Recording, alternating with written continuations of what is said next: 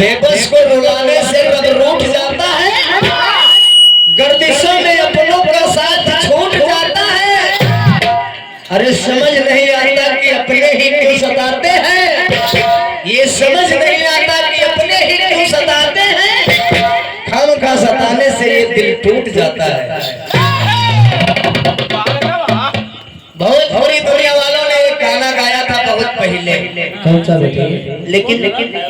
लेकिन ज्यादा पहले नहीं गाया था। 100 साल पहले गीत आई ना ठहरो जरा। भोजपुर वालों ने जब समर सिंह भैया के जेल से एले रहना, के चक्कर में जेल चले गए, जेल गए रहना। समर सिंह जब जेल से छूटे तो एक गाना गाया समर सिंह भैया ने। और अब हम भी प्रयास करते हैं कि उन्होंने कैसे गाया, लेकिन हम कैसे गा रहे हैं, ये हमारी प्रयास है। प्रयास करते हैं। कहा कैसे टोलों ने क्या बेटे?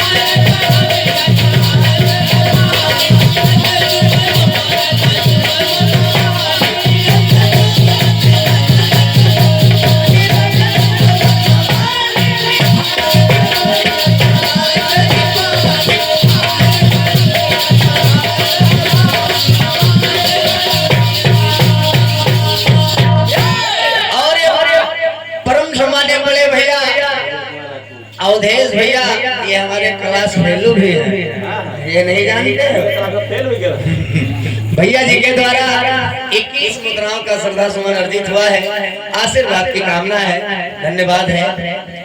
कहा है कि चैत बयरिया मचौले बतवाही,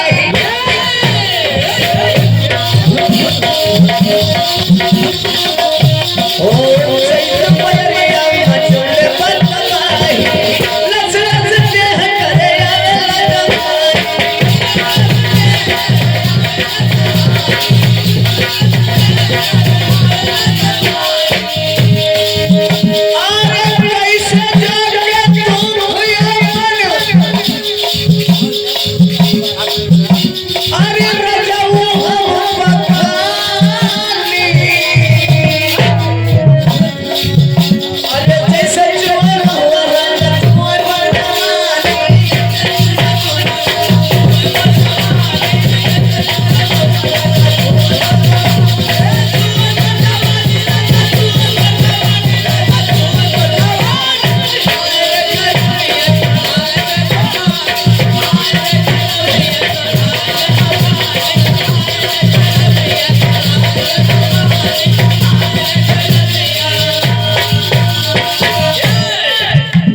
मनोज भैया एक ऐसे वालों का प्रयास है, हमने भी प्रयास किया है, लेकिन पुराने इतिहास के बयान हो,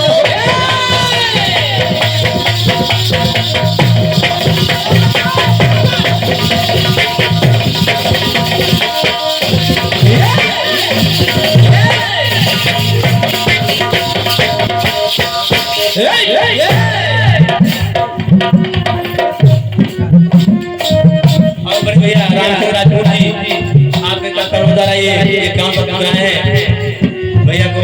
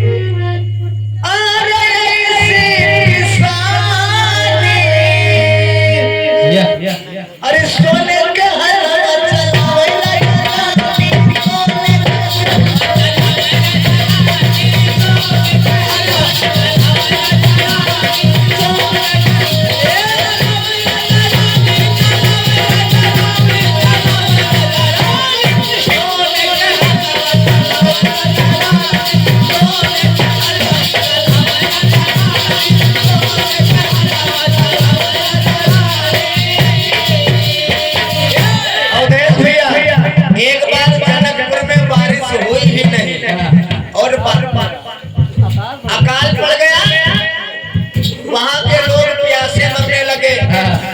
और जब प्यासे मरने लगे तो जनकपुर नगरी में अरे बरसा न पानी।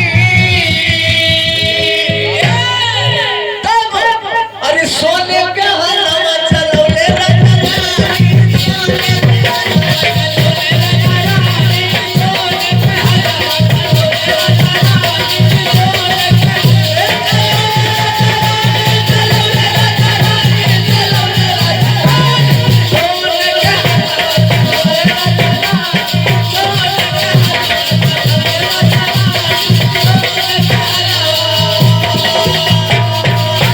जब राजा जनक, राजा और रानी दोनों लोग मिलकर के जब सोने का हल चलाए तो मिला क्या बेटी? सुनिए, अरे हल के फल से मिला है प्रतिफल हो।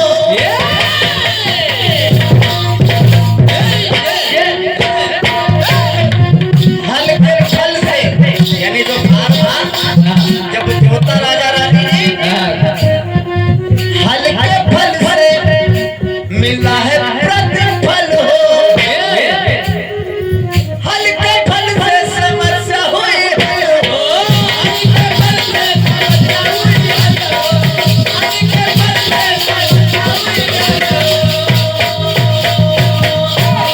अरे हल से खुशी भई भुइया भवानी।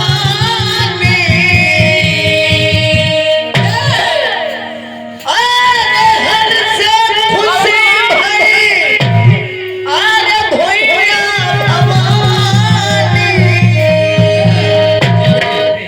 अरे भुइया भवानी से आई सीता रानी।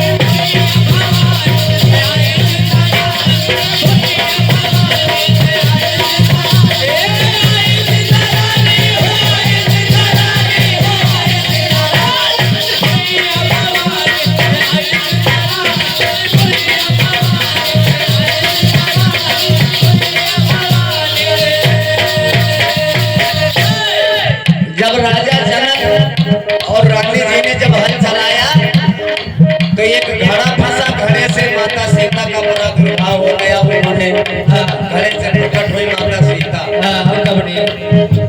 तो चमकेला बिजलिया अरे बरस रहा पानी।